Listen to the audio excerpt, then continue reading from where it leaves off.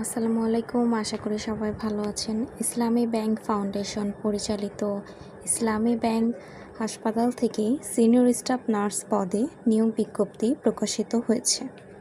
Senior staff nurse পদে কিভাবে apply করবেন সেটা নিয়েই আজকের এই ভিডিও। চলুন ভিডিওটি শুরু করা যাক।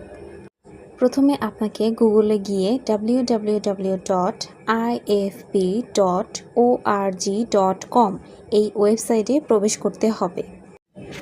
তারপর স্ক্রিনে প্রদর্শিত এই পেজটি আসবে। আপনি এখানে ইসলামী ব্যাংক ফাউন্ডেশন অথবা ক্যারিয়ার যে কোনো একটিতে ক্লিক করবেন।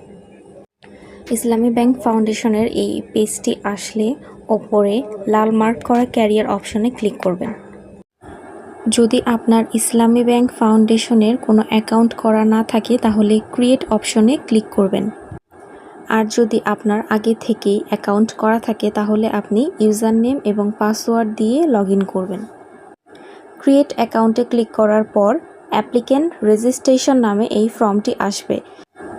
এসএসসি সার্টিফিকেট অনুযায়ী আপনার নাম, ইমেইল, মোবাইল নাম্বার, জন্ম তারিখ, national ID number, gender, password এবং কনফার্ম পাসওয়ার্ড দিয়ে রেজিস্টার অপশনে ক্লিক করবেন। এখন আবারও ইউজার নেম এবং পাসওয়ার্ড দিয়ে লগ ইন করতে হবে। অ্যাভেলেবেল জবস অপশন আসলে আপনি আপনার লোকেশন অনুযায়ী জব ডিটেলস দেখে নেবেন। আমি ইসলামী ব্যাংক হসপিটাল ঢাকার জব ডিটেলসে ক্লিক করেছি, তারপরে এই পেজটি এসেছে।